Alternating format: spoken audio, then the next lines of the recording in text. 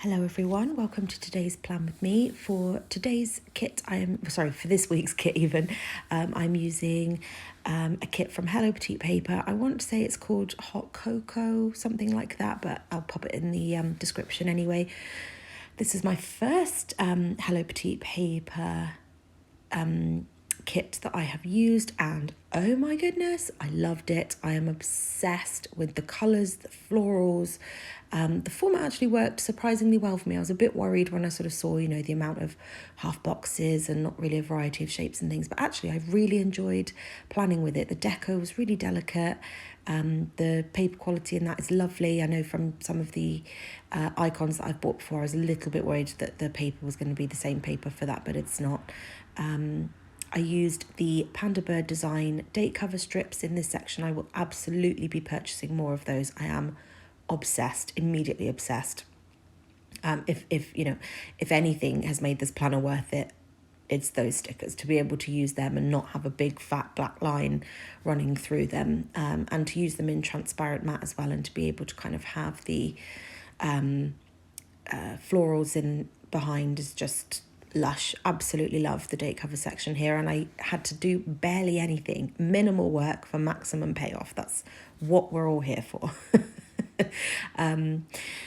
So just wanted to say straight away that I really, really loved this kit, and I am currently looking. She's released two, as I'm filming this voiceover, she's released two more that I really like, and I'm just considering whether I want to purchase those this month or whether I want to wait, because I'm not too sure that they're summer kits. So again, it's one of those things where do I buy it now and then use it later, which I'm trying to move away from.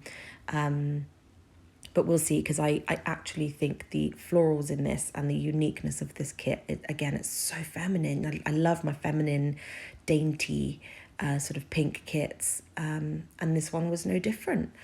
I skipped a bit there, I think, because it had filmed all fuzzy. Anyway, in my previous plan with me, I'd said that I would talk some more about the very, very handsome Percy, who is the Hungarian Vizsla that Kobe's parents have ended up taking in for a while.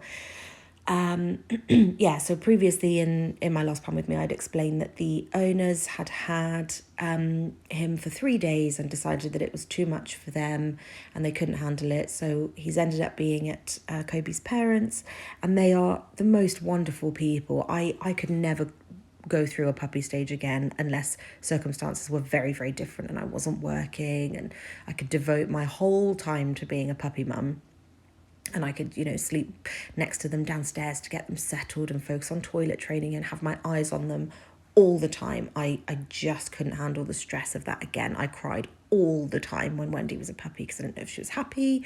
I didn't grow up with dogs. I just wanted her to be happy and settled, and it's like so much love and emotion and disbelief that she was mine. I've wanted a dog my whole life. And the shock, I think, and he's cute, but I could never ever do that again. So I think they are amazing people to be able to sort of just go, okay, we'll keep him for longer than the one night that we'd originally offered. And it's ended up that they decided that they couldn't keep him sort of forever as their own. They want another Whippet at some point. Vizslas and Whippets are very, very, very different dogs. He will be a lot bigger than Kobe. He will have a very different temperament. Lovely dogs, but just they need so much more walking. They don't sleep for the same amount of the day that Whippets do. They're a lot more kind of alert and aware and, need a lot more attention, I guess is the way to phrase that.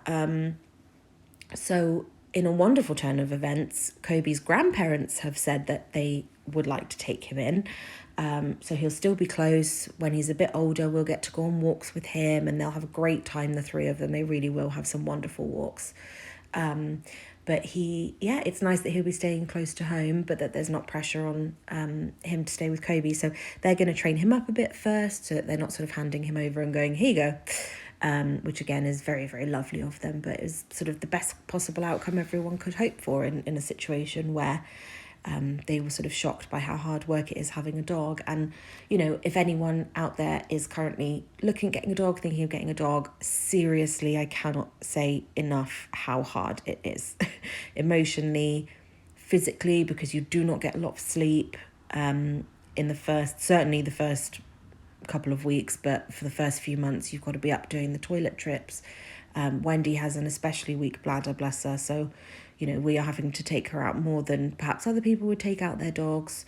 Lewis doesn't sleep very well anyway, so I'm fortunate enough that he's kind of awake enough if she stirs in the night to sort of say, hey, I need to go. We're trying to train her to do a bell at the moment.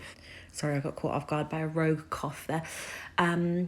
So we're trying to do that. But yeah, I if you are currently in the process of kind of looking to get one, thoroughly research the breed, whether they would fit into the life that you have, how long it takes to toilet train that dog, how well they do at learning commands. We knew from early on whippets weren't sort of dogs that are going to do give me your paw and agility training and stuff. They're good at sort of they do something called fly ball, where they basically leap over hurdles to go and get a ball. That will never be Wendy because she doesn't chase balls anyway. But there are certain dogs, spaniels and that, are desperate to please and they'll learn commands really quickly and do them on repeat. That's never going to be my dog. So I knew this stuff going in. I wasn't prepared for the emotional shock of how much I was going to love her and fear that I just didn't know if she was happy, because there's no way of her communicating that. And it was awful. It was really, really awful. I don't know how people do it when they've got kids and they don't have jobs that can be flexible with kind of working from home and stuff. It stresses me out thinking about ever having to deal with a puppy again. But yeah, so that was the story with Percy. So he'll be around for a little while anyway. And then this week was, again, pretty uneventful. I slept a lot this week with the changes from my surgery that I had last year, with the hormonal changes from that. I am really tired at certain times of the month, or a certain time of the month. So I slept for pretty much the entire day on Wednesday. And then, it was just kind of work, sleep, with maybe a couple of TV shows and movies thrown in. On Saturday, we had Kobe all day, and it was the best day of my life. Oh my gosh, I love that dog so much. He's so wonderful.